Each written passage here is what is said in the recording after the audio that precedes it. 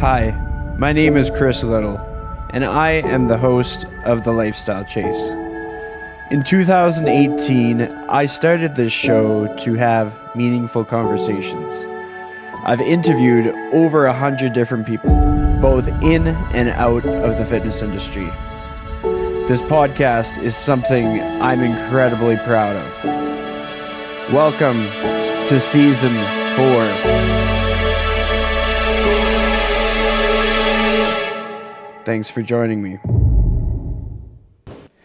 All right, so welcome to the Lifestyle Chase. I have brought back a guest, Paoli, for his 4th appearance on the show, which is kind of cool because if you look on the guest list, there's not too many people who have been on the show 4 times, but I've always been very enlightened with our conversations, always really enjoyed them, felt kind of like this wholesome, like full cup feeling afterwards. For anybody that's curious as to what that may sound like in past productions, you would be best to go to episode 71, episode 89, or most recently, episode 146 from October 2020. But putting that all aside, how are you doing today, Carl? I'm great. I can't believe I've been on the show 4 times now. This is setting world records. Well, I mean, it's cool how a podcast enables us to make connections with people that we've never met in person. And I mean, having said that, one of my life goals is to actually connect with people that I've interviewed in person. So be on the lookout for that someday in our future. Maybe I'll knock on your door and be like, hey, want to go lift some stuff and go for walks? I'll be waiting. Just let me know when. Sounds good. So first and foremost, when we think back to October 2020, so much has changed in everybody's lives. Like, I think anybody that listens to this show is going to walk away with a lot of things that they can relate to, things that they can connect with, and things that make them feel more human. But what I really want to put focus on is like your life and some of the big meaningful changes that have happened for you. So kind of filling in the gaps for us. What has life dealt you? What hasn't it dealt me? Well, I think, let's go back to October of last year. October of last year, around the 20th, you said, marked a month and a half after my wife and I had moved out of our home in San Francisco, and we were on our way to moving to Sweden.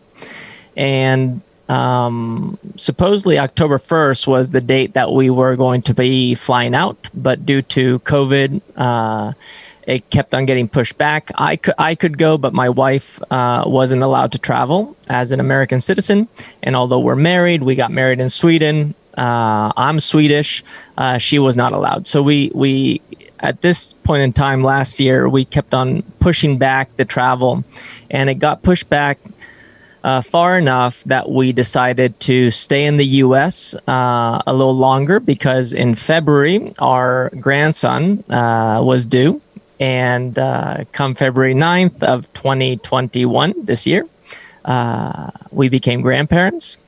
And slowly but surely, as we were moving from one place to another, but also engaging with our grandson and having a lot of time together, we got to a point where we learned from Swedish immigration that the laws had changed, and it would require me to go to Sweden for a longer period of time, get established either by property or rent a place for at least a year, have something under my name, pay taxes, and basically show that I am committed to being in the country. We realized that we weren't ready to be apart like that. So Tanya and I weren't ready to go separate ways. And in addition to that, we didn't want to be far away from our grandson. So around May of this year, we decided, okay, we need to stay in the U.S. That's what we're going to do. And from May until just a month ago, we have been looking for the perfect place to spend the next couple of years, meaning a home. that allows us to be close to our daughter, close to our grandson, and in the Bay Area where we originally were, just slightly outside of the city now. So here we are. I'm just getting settled into this new place, new life, and all the plans that I had went out the window, and here we are, growing roots once again. Something important that I want to shed light on is how so many people's plans have gone out the window. Mm-hmm. Like, the more conversations I've had, we're all just trying to keep our ship afloat. And I think when we acknowledge that and we almost own it, it makes us feel better.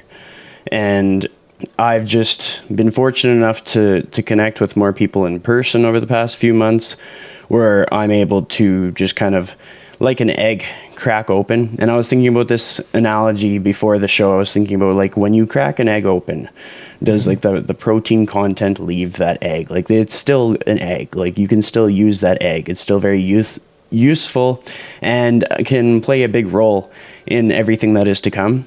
Mm-hmm. And if somebody knows that and knows that about people in their community and people close to them, far from them, looking at themselves in the mirror, then they're able to move forward with like a sense of confidence. Something that I've always admired about your sort of bounce back in these situations. Like, you've had to face all kinds of different adversity or obstacles or just things that force you to pivot, is just your attitude to own the moment. And I can imagine it's not always easy. What are the processes you have to go through in order to do that? Well, first and foremost, thank you.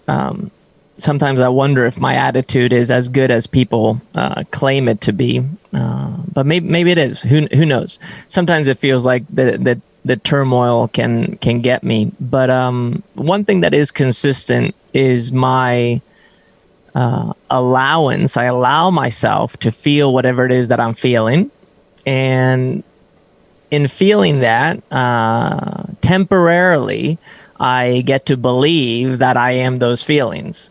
And I get to embody whatever fear or confusion or frustration that I may have.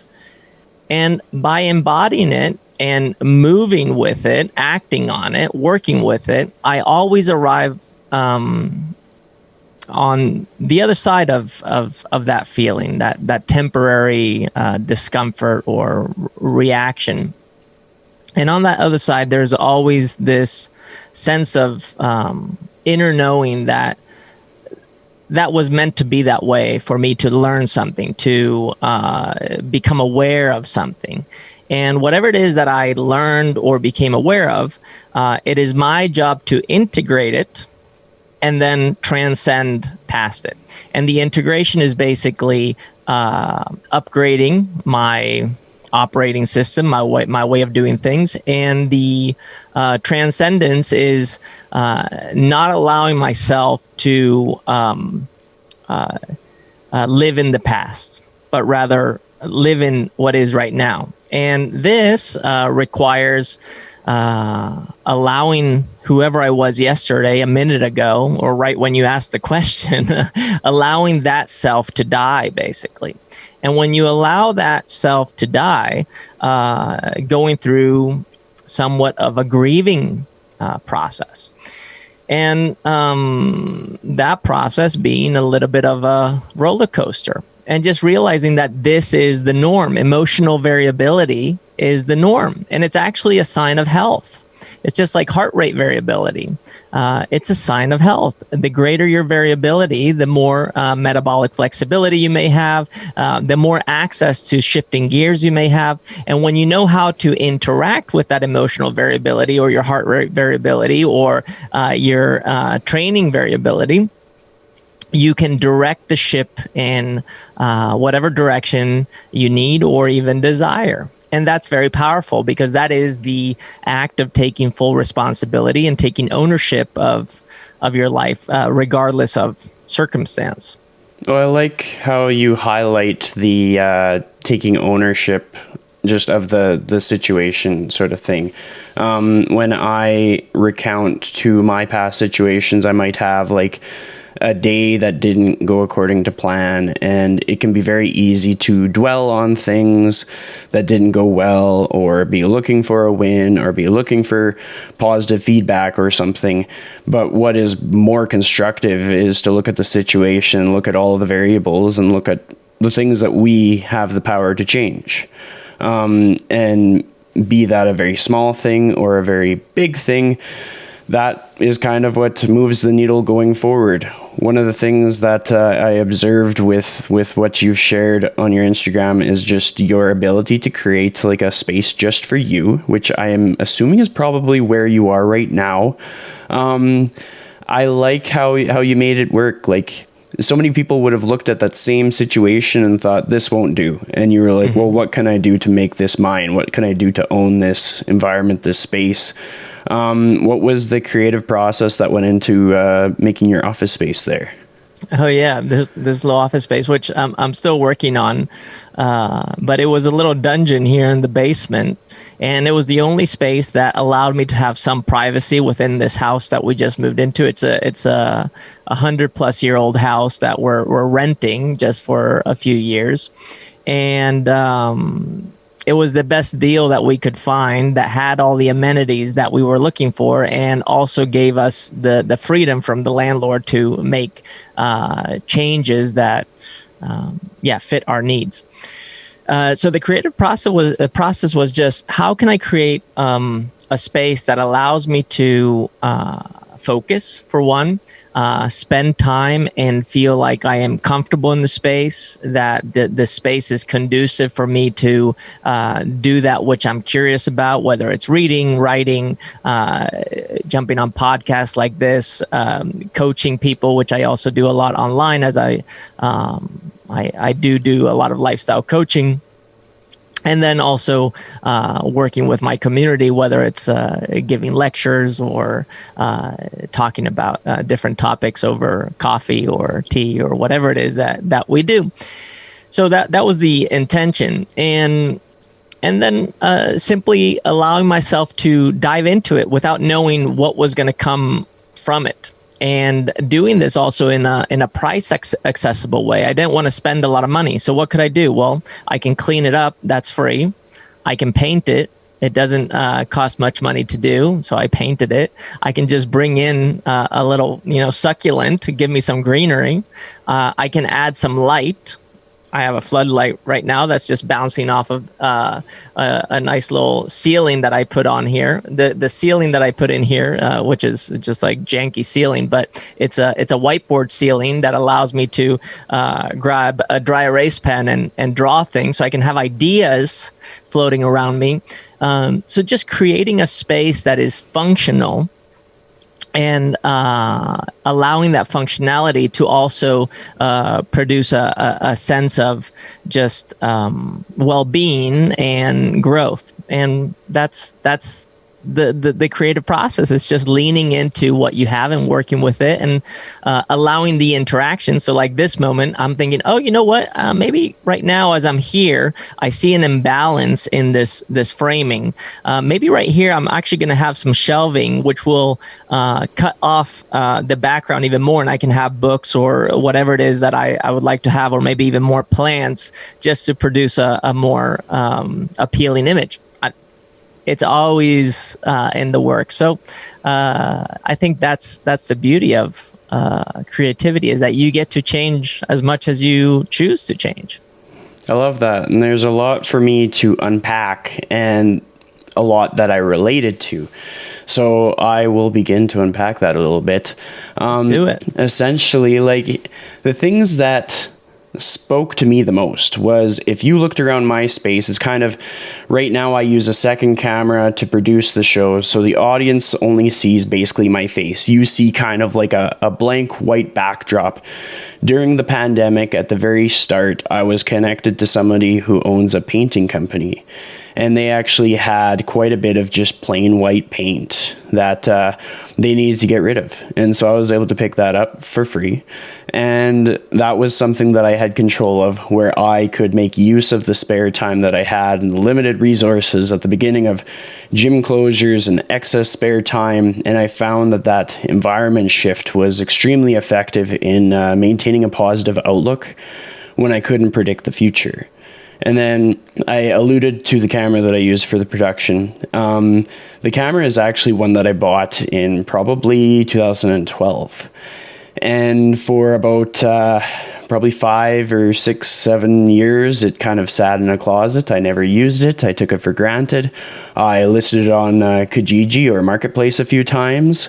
And I thought, well, this has no use for me. And then I reframed my situation. I realized, well, actually, so fun fact, Canon did an update on their firmware, and it allowed me to use the camera as a webcam, whereas like prior to 2020, that firmware update didn't exist. Mm-hmm. And so there's just another example of being crafty. And what I liked that you highlighted about your ceiling with the whiteboard, to my left, 2 whiteboards. I've talked about this a few times on the podcast, in how whiteboards allow us to just dump our thoughts, which I think is extremely important, especially in times of facing stress, facing frustration, wishing that we had a crystal ball to predict what the future holds.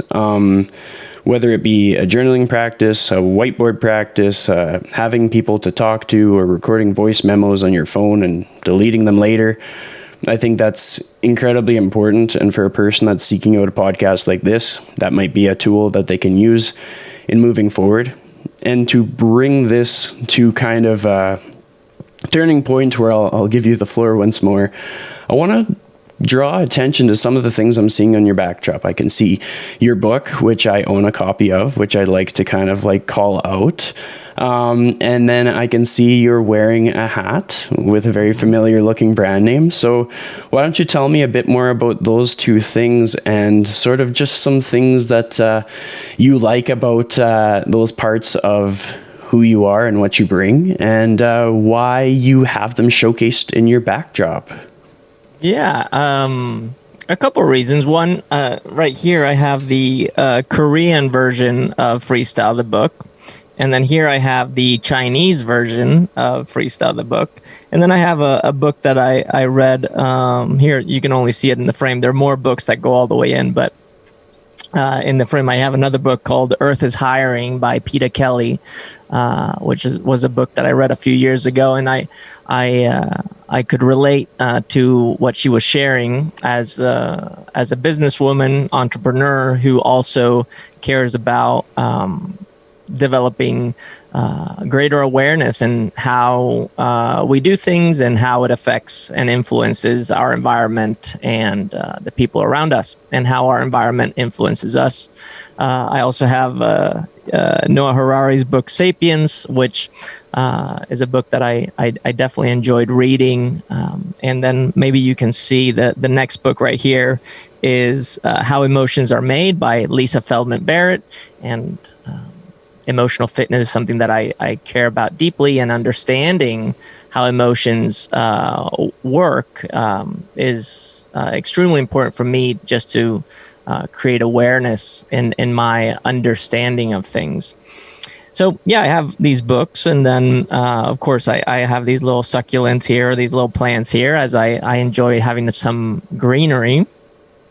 And then, yeah, I'm wearing this hat, and the reason I'm wearing a hat is because my hair is growing long, and it's a way of not having to do anything about it. But the brand itself is Strike Movement. Strike Movement is a Canadian footwear and apparel brand that I got involved with back in 2012, 13 now. And yeah, I like how it feels. I like how it looks. And I mean, this logo, as you can see, is a flag, and this logo embodies the brand. And one of the things that you may see is that the flag is in motion. So our biggest motto with strike movement is to be united by motion. The other thing you may be able to see is that there's a separation between the top and bottom portion of the flag, which makes the flag an equal sign. So meaning inclusivity, you being me being you, all of us being one. And then a very subtle thing that you may be able to see there is that the top portion of the flag has a little indentation versus the bottom portion is more flat. This symbolizes diversity. And the reason it's a flag is because a flag, unless it's pinned on a wall, needs movement in the environment to be seen. Meaning, if there's no wind, the flag just hangs. You can't see the emblem. You can't see the symbol. And also, a flag tends to stand for a state of being, a state of mind, values and principles. And I think that's something that I enjoy sharing, as it's a great reminder of who we are culturally in a society, and how we're the creators of it, and we're meaning-making machines. And in sharing the meaning of how we see the world, we allow other people to do the same. I love that. There was so much from that kind of intrigued me and got me hyped up. With the book lists, I hope that people take note of all of those books. Like, check out your book Freestyle. I mean, when we had our interview for episode 146, I was listening to it just before we were preparing for this one, because I didn't want to repeat a whole bunch of things that I already spoken about, and I wanted to kind of see where we left off, to sort of see where we could connect and where we could update and everything like that. And when you mentioned about how every time your book got mentioned, it seemed to almost bring life to it, that kind of motivated me, because it's when you're in a place where you're self-aware and you're confident, then helping bring light to other people's projects and passions can make life more exciting. We as people facilitating people's fitness journey and development journey just within their life, we get a certain sense of pride in seeing people be better or seeing people have a win. And it's way easier to find that when we take care of the house kind of thing. If we are being mindful of how much we are getting rest and recovery and our own space to process our thoughts, and being in the right company. Like when you highlighted how you stayed in the US because you needed your support network, you needed to be with family, like your immediate family kind of thing, then it just showcased how important that is for people just on a never-ending level.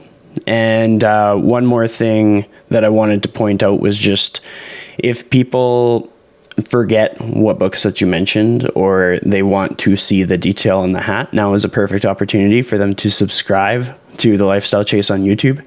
I've never really taken time to just point that out, that is an option, that most of the episodes are on there. So I wanted to... I'm going to do it right now. That is amazing. I wanted to call that out because, for myself, I have never really drawn attention to the things that I've put effort in. And I think that's important for everybody to take a moment to do that. To just own the things that they've put blood, sweat, and tears into. And the reason I wanted to showcase the hat as well is, being a Canadian, seeing a lot of Canadian content, I have seen more and more strike movement pieces in the fitness space, which is kind of exciting. It's like a foreshadowing almost, or signs of things to come.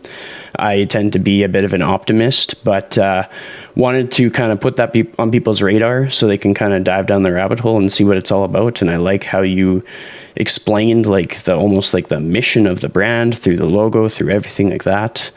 But with that being said, with the book Sapiens, because I've had a few other people that I really admire also read that book. It's a common one that I see pop up on book lists quite frequently. What stands out the most to you about that book? Yeah, I think it's the way that the author presents the evolution of mankind, and although there's some that is in ways speculative, as there's still more information to be found about how we evolved. The storyline itself just showcases the nature of the human being, of Homo sapiens. And when you become aware of the nature of your species, of your yourself, all of a sudden you are confronted with this sense of having a choice on how you're going to interact with that nature. Because we do a lot of terrible things. This book is Sapiens is basically just saying how, in order to meet our needs, we are willing to lie, we're willing to destroy, but at the same time we're willing to create in order to support, to nurture. But sometimes our intention of supporting and nurturing, without us being aware of it, hurts other people. And in the process of doing this, we come up with stories, one of the main stories being the value of money, and a story that we all agree on. And realizing that money, especially now, is changing. We're seeing hyperinflation of the US dollar. Who knows what's going to happen to that? The economy is changing. Ray Dalio just announced today or yesterday that his new book is out, and this is about the new world order of that we're entering, and his predictions on what it's going to look like. As somebody who has studied as an economist and a financial advisor, and somebody who has done very well when it comes to the concept of money, and helping a lot of people become very wealthy when it comes to financial assets, him explaining what we're facing and how we could potentially make better decisions. And then couple that with what started in 2008 or 2009, technically, with the crypto space and Bitcoin being created.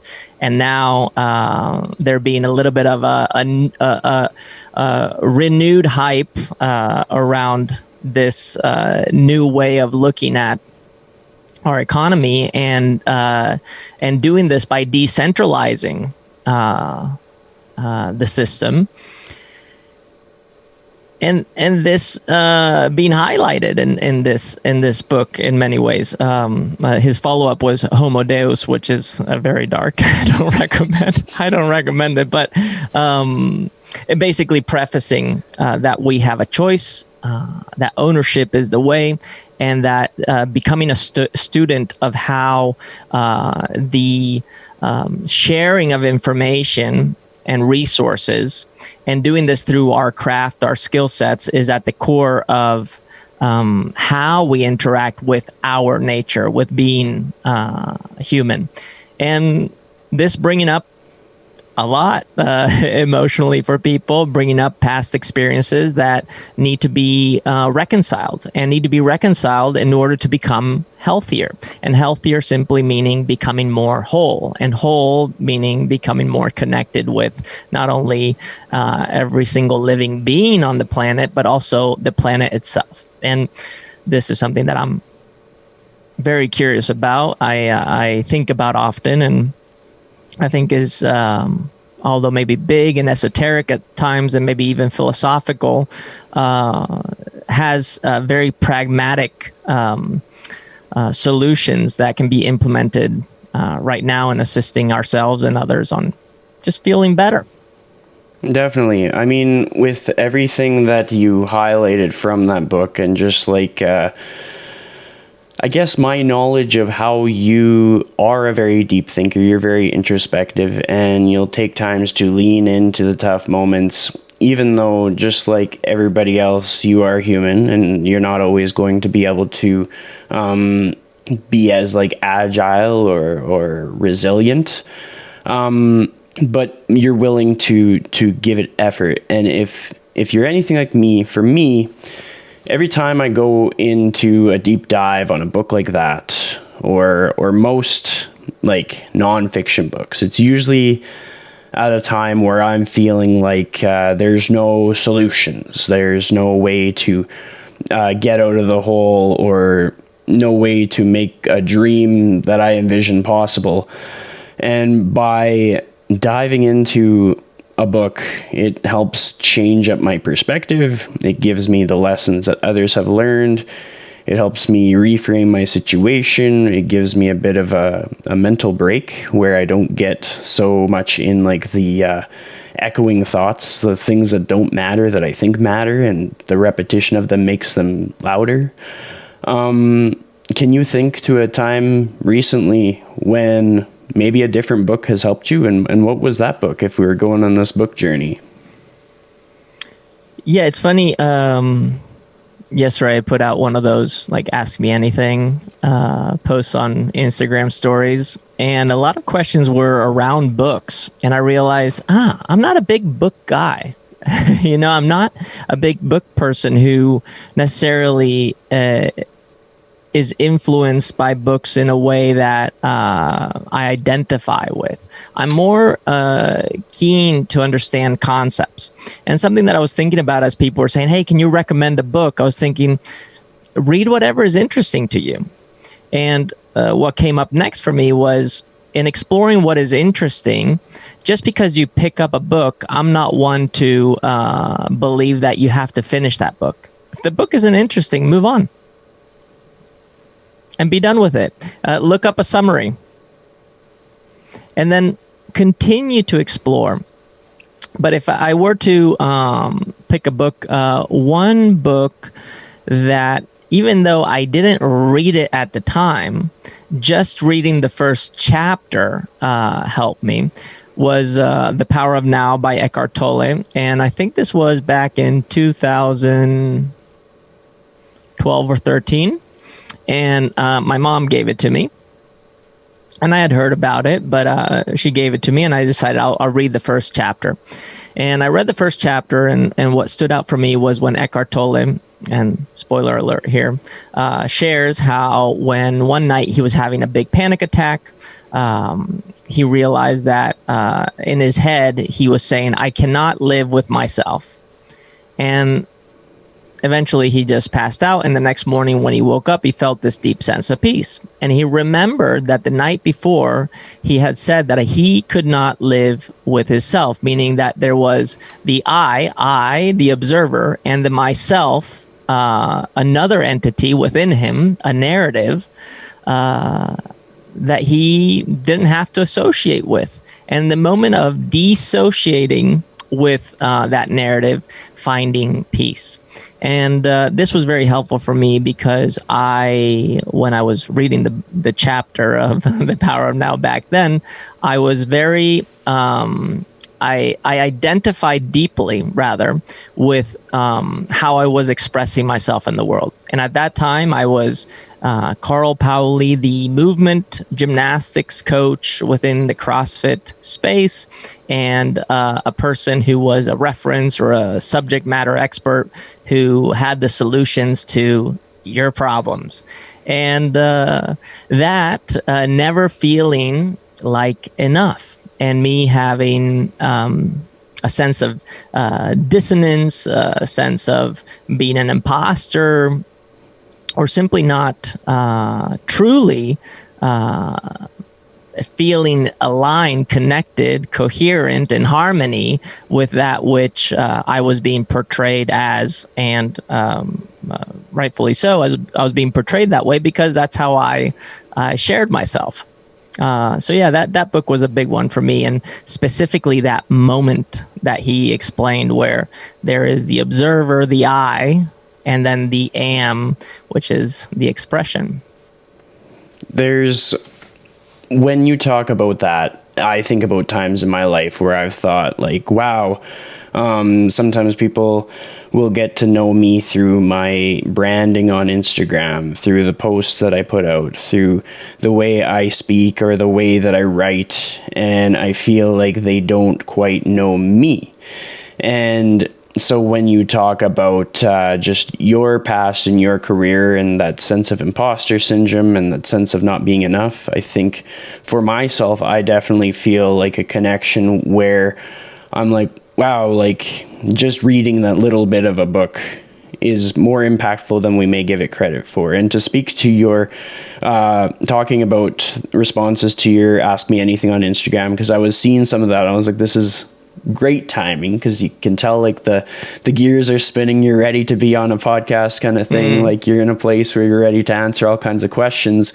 And I would be the same way. Like I have a shelf of books. I haven't read them all to completion. There's some that are very popular that I've recommended others to read, and I haven't read it to the last page. And there's some that I've read from start to finish. There's some that I've done the audiobook and I haven't read the book, but I bought the book because I just wanted to have it.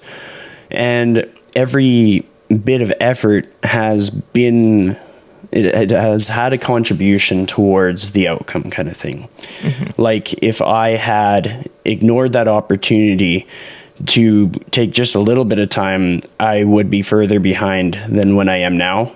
And so hopefully people that kind of I identify with that not a book person kind of identity, hopefully they take the time to just continue owning that and taking the lessons that they need when they need them, and not worrying too much about what it looks like, because as time goes on and as life changes and variables change and the environment changes, like we do need to adapt. We do need to change. We can't be the exact same year after year after year, pandemic or no pandemic, financial crisis or no financial crisis. We're just going to change just like our older role models do. And the more tools that we have to do that, the more equipped we are to bounce back and be resilient. I have an interesting question for you, and I'm not sure what the response will be, but the question is, have you heard Macklemore's recent song, Next Year? I have not, but I'll have to listen. You're going to have to check it out, and I'll tell you why and what kind of speaks to me. So Macklemore is an artist who I enjoy, because I remember you saying you're not much of a music person, so I knew that I wouldn't necessarily get so much as enthusiasm, but perhaps intrigue when I brought this up. So I deeply appreciate Macklemore, though, and out of the few artists that I've listened to in the past, Macklemore has been one of them. And I'm sure that we'll have some like similarities for why that is. Like for me, the first time that I got to see Macklemore perform was actually at the last Boonstock Music Festival, which took place in British Columbia. And I think this was around the time that he was going through rehab. Like he was battling addiction and he was going through some major adversity. The way that he puts his lyrics together actually means something. Like it actually helps people. He's willing to take a stand when it might not make him popular. He's willing to speak to his value system, no matter what the backlash may be. He speaks to how important it is to him to be a father. He speaks to how important it is for him to show up for his wife and his family. And I think there's a substance to that makes life much more abundant. And so in seeing someone like that lead in that way makes me enjoy everything that they put out into the world. And to go back to the song so that more and more people go check it out, what I like about it is this sense of optimism that regardless of what we know about next year, that next year is going to be better. And this is kind of like a paraphrase to his lyrics, but it's just speaking to the experiences that we have the opportunity to soak up, with New Year's Eve parties, with opportunities, with how we see ourselves, with how we wake up in the morning. And by we can take ownership of the things that may be imperfect about us, but we can also take ownership over the opportunities that life gives us, even if it's not consistent, even if it's ever changing and constantly twisting and turning. they're still there. We still have the chance. We have the chance to paint our walls white. We have the chance to read a few pages of a book. We have the chance to connect with strangers from other countries and make them not strangers anymore.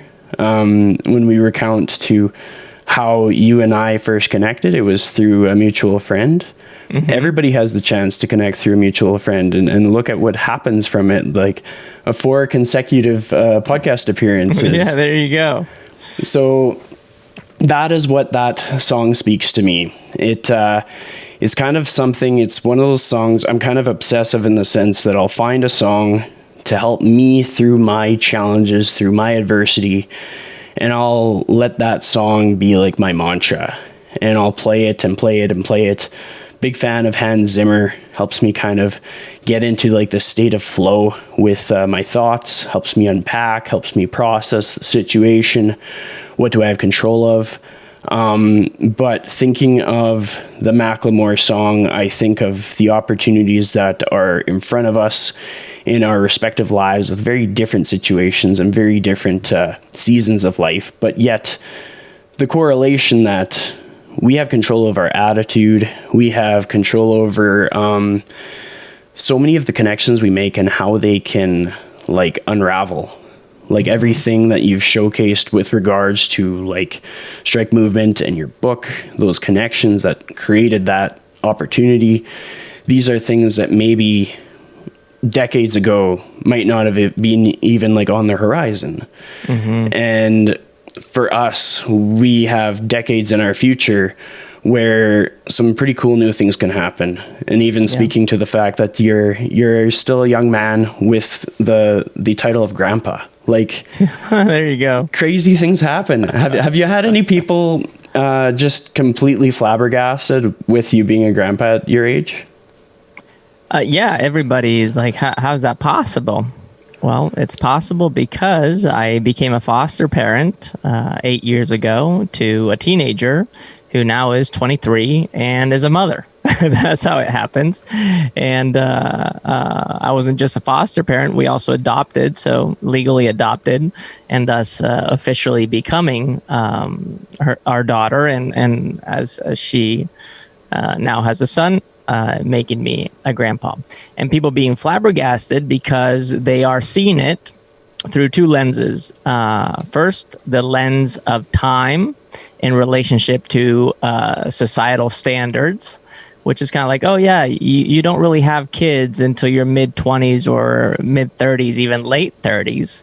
So if you're 39 right now, how old were you when you had your first kid? They start to do the math and it doesn't fit in their head. And the second thing is with biology. And through the lens of biology, if you think about it, we now, at the age of 39 that I am, turning 40 here soon, are younger than we were 75,000 years ago. 75,000 years ago, making it to 40 was a challenge, if you even got close to making it there. So relatively speaking, biologically, from a biological perspective, we are way younger. And thus, this producing a great amount of dissonance in people's perception of you.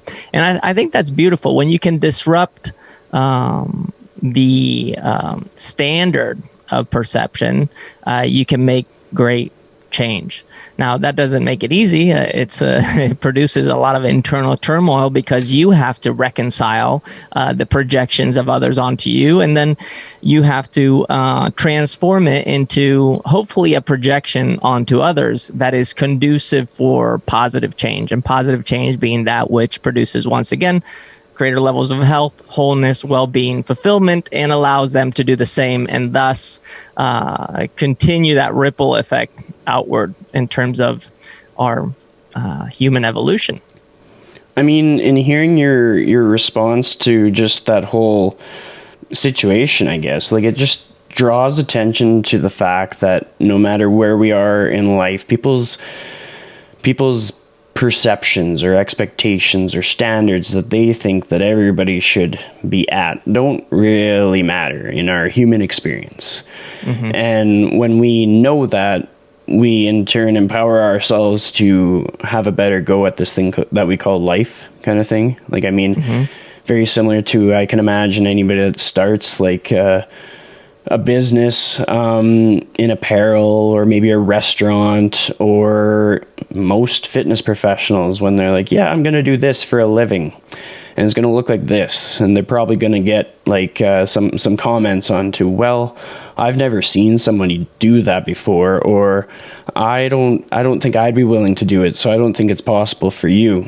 And when you highlighted the fact that, well, people are getting older now, like people are living longer, people are having more experiences in their life because science and just evolution of the human being and technology and education enables us to have those opportunities. So like the only thing that really matters is what a person has set out for themselves, and how they bounce back when they come across challenges, sort of thing. Like, I think if we give people the tools to protect their house, to stay the course, and to trust the process in a very functional way, not so much a woo-woo way where it's like, oh, like coming across some tough luck, trust the process. No, like coming across some tough luck, look around the room, look at what you have at your disposal,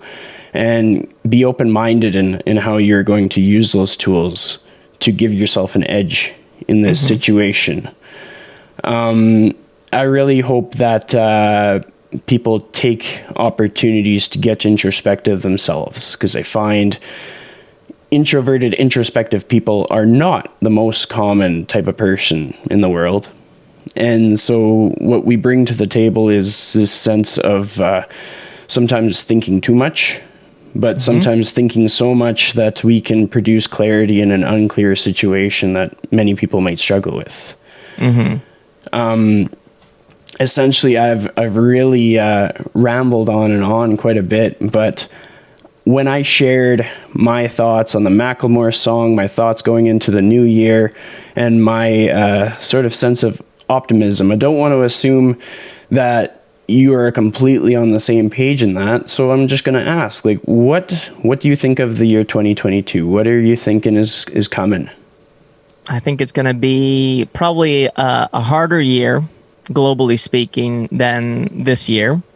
And it's only going to get a little tougher before it gets lighter. And thus, we need to become students of the game. And the game is the game of evolution.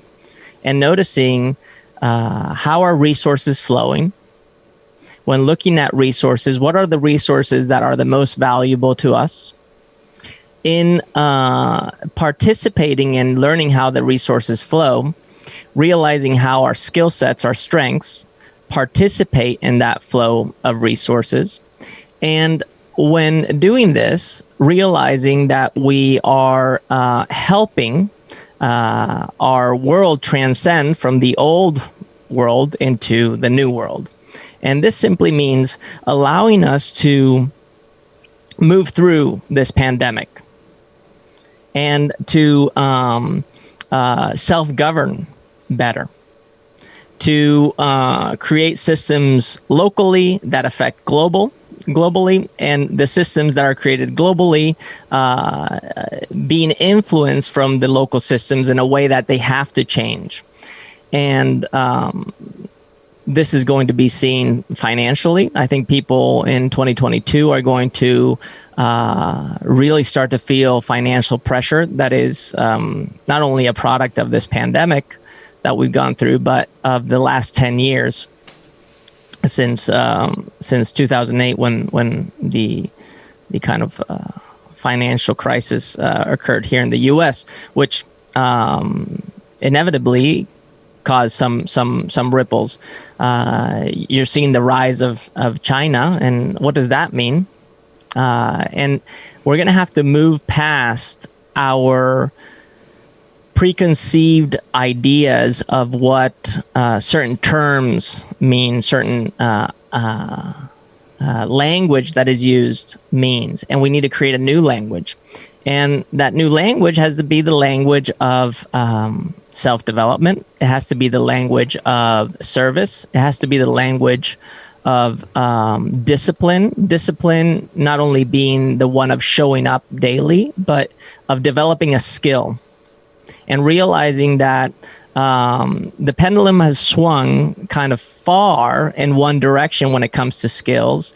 Yes, doctors are important. Yes, engineers are important. Yes, all the high-paying jobs are important. But the jobs that are, or the craft that exists in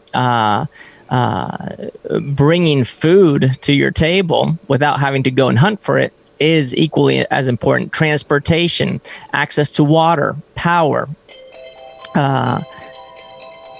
Those jobs, those craft jobs, are going to increase in value, I believe.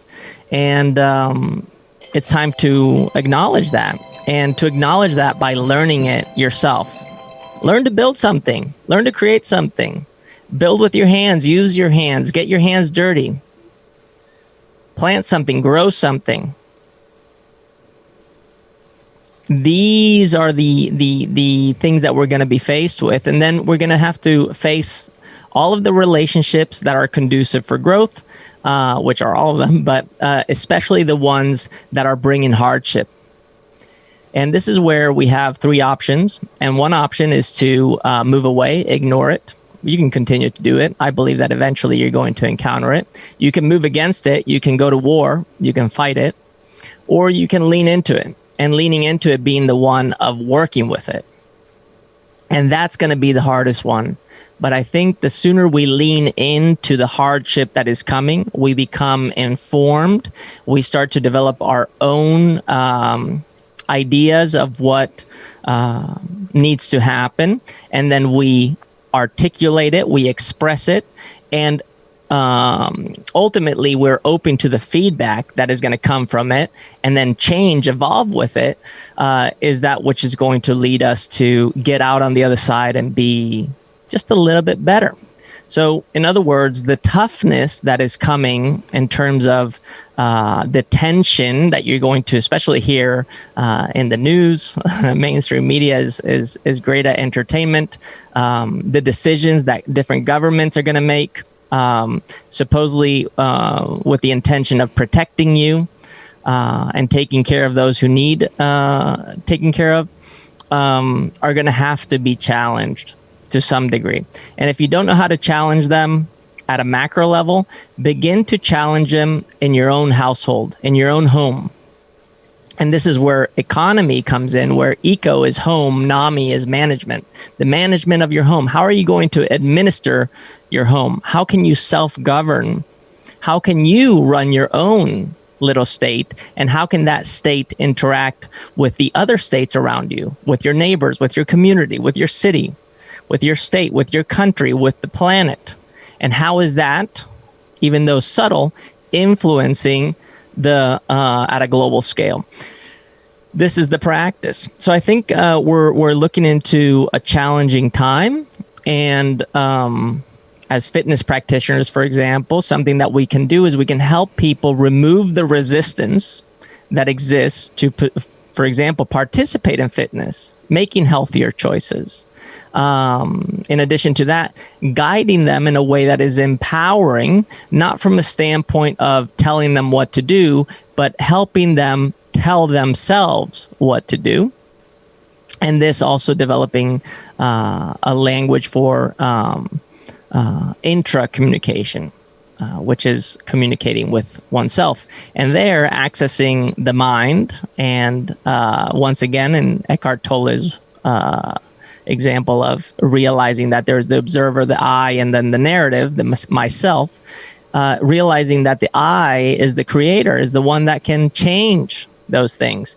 And that as long as you remember that, and as long as you influence what you're creating, and you do it with ahimsa, which is doing no harm in a nonviolent way, even though you may cause harm unconsciously or unintentionally, you will be doing the best that you can, and thus the best will be produced. There's a lot that people can run with from that, and some of the things that I wanted to, I guess, relate to or provide some of my own experiences with are when a person hears about how there are challenges on their way, it is not necessarily something that means that they will not rise in the face of those challenges. Like, if I reflect on the last 6-7 years of my life, my biggest moments where I've grown the most as a person, where I have had the most meaningful things happen and the things that I wouldn't trade for the world, have come when I've faced something very tough and leaned into it, as you say. Leaning into it being something that is incredibly important to do in life and isn't meant to be done alone. It's the beauty of positioning yourself around people that know how to communicate with you, know how to support you, and who also in turn need your help. It's like a two-way street. It's we are in our ecosystems, we are in our homes, and we need to see the opportunities to help other people rise up as we lean into the things that test our strength, test our mettle, essentially. And as we keep ourselves on track for time, I wanted to give you an opportunity to really showcase something that you want to highlight now at this point in your life, as we are recording today on November 30th, 2021. What is something going on in your life that you just want to put on a billboard, highlight, showcase? Absolutely nothing. No, all I can say about that is that it's important to not get caught in the illusion of what you think you're perceiving. Maybe you're listening to this and you're thinking, wow, this dude has it figured out. He knows what to do and what's coming. Whereas the truth is, no, I'm just a dude trying to figure it out, and I'm sharing my current state of evolution, and this is the best I've got at this moment. And if that presentation or that visual, that idea assists you in doing the same for yourself, then that's it. Do it. And it's as simple as that. And I think if anything, what we're moving towards right now is the economy of emotions. It's realizing that our emotions are the lens through which we see the world. And when we notice that the emotions are the lens through which we see the world, we will notice what we're thinking. And when we notice what we're thinking, we will notice what we're embodying. And when we notice what we're embodying, we'll notice what we're expressing. And when we notice what we're expressing, we will notice how we're influencing. And when we notice how we're influencing, we'll notice that that influence itself is influencing us, and that becoming this infinite cycle that you can be a part of. And in that cycle, you have chances at every single point in time to make whatever deliberate changes that you want to adjust, to redirect yourself in the direction of getting your needs met or accomplishing your goals. And it's that simple. And simple, not being easy, but rather not as complex as you may think. Mm-hmm. So the last question that I have for you, and this was something that I grabbed from your Twitter account, which kind of stood out to me just based on experiences that I'm going through and things that I'm thinking about at the ready kind of thing. My season of life, where I'm at in my evolution is the quote was, "It will never be the right time unless you make it the right time." And that stood out to me because I feel like that's the most concise, powerful thing that I can tell to someone that can create the biggest impact in their life if they action it. So when you put that on your Twitter, what were you thinking of in that process? Yeah, basically, you're the creator of your own reality, and you choose when you want that reality to be a reality, to begin to manifest. So there's never going to be a moment where everything is perfect. So do it when you know you have to. Love that. And with that being said, we're going to draw this episode to a close. I'm sure we'll have another one in the future, but thank you so much for joining me again, Carl. Yeah, thank you for having me. This was awesome. I appreciate you letting me share and connect with you and your audience.